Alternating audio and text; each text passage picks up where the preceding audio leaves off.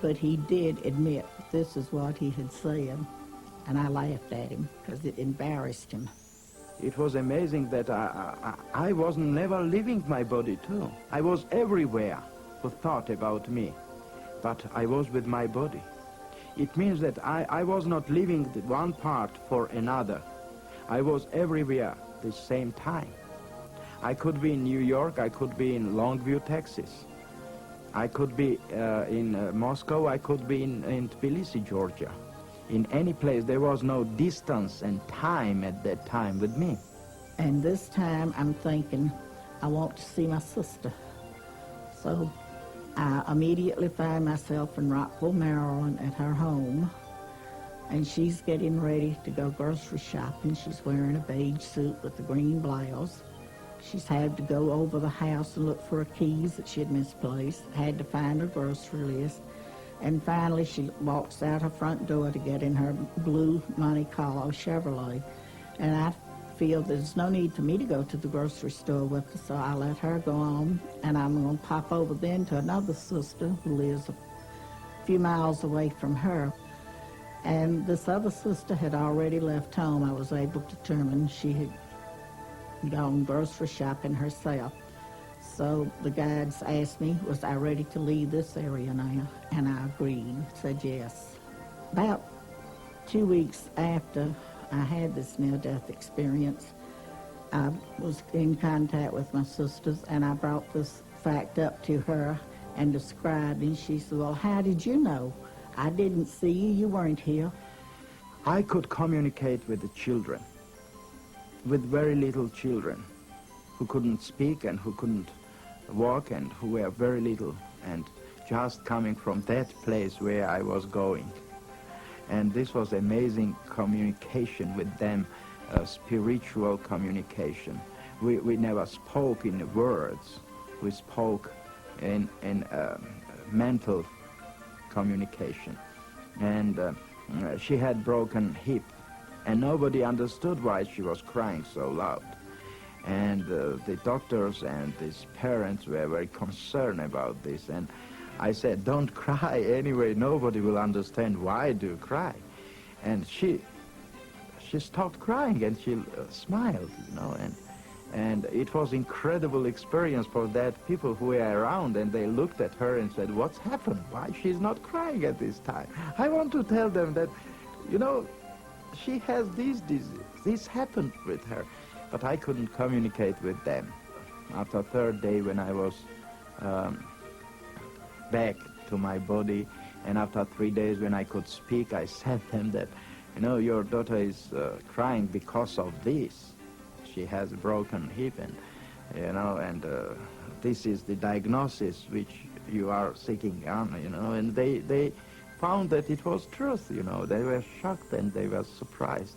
I've also wondered whether or not people may not just be going to places that they've known before in their memory. Mm-hmm. Well, they certainly do that. They do go to places where they have been, but they also fairly frequently end up in places where they didn't know existed on the way.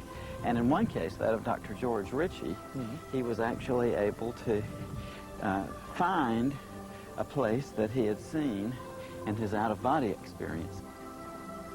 I had left that room when as far as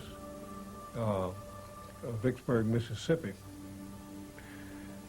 Saw a man getting ready to go into a white all-night cafe there on the corner of the street there in Vicksburg, and asked him if he could tell me if I was going in the right direction to get to Richmond.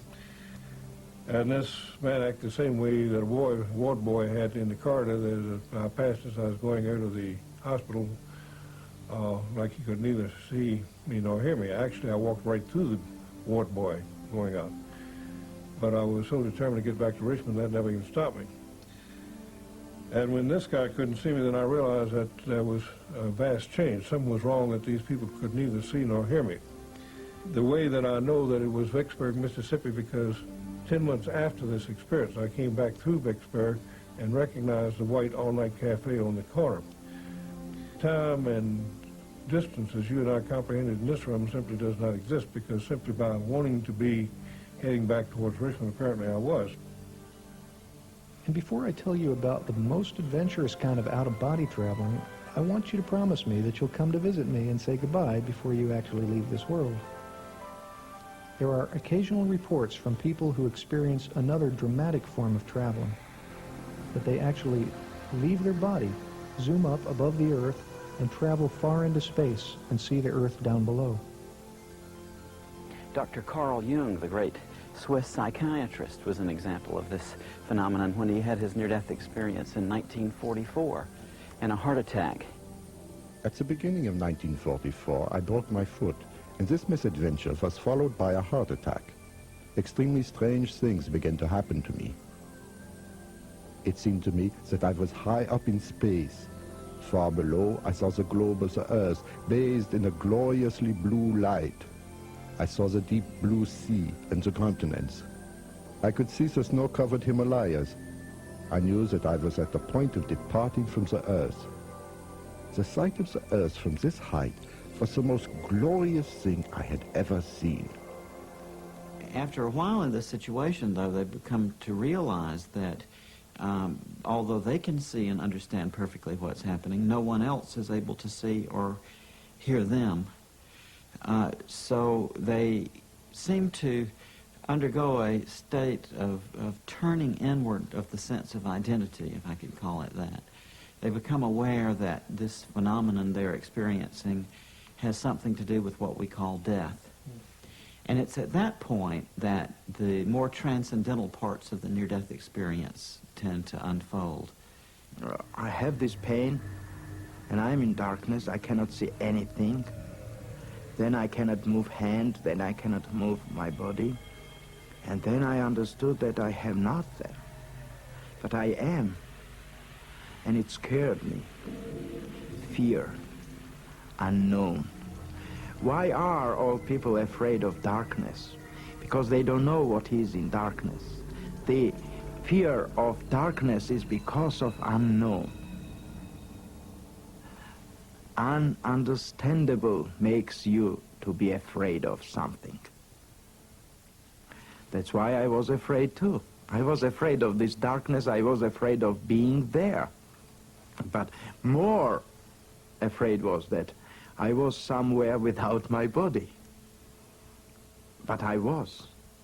And I was a scientist, you know. I worked on idea of psychology and languages, you know. I learned physics, I learned chemistry, I learned many other physiologies, anatomy, and all it was based on dialectical materialism, historical materialism. And in my idea it was impossible to be somewhere without your body. Where is my main component, my life, my body? You know, I was scared to death, but I was already dead. And that was the amazing feeling, to understand that you are, but you are not, if you think you are. If I think, I thought, I am. But if I am, and if I think, why cannot I think positively what's happening around me? And I began to think about light. I saw light outside of darkness, and it shocked me. But first feeling which I had was to come to that light. The first thought which came to me was to go into this light. And I had that movement. They describe to us how they seem to be drawn into an enclosure of some sort. They often call it a tunnel.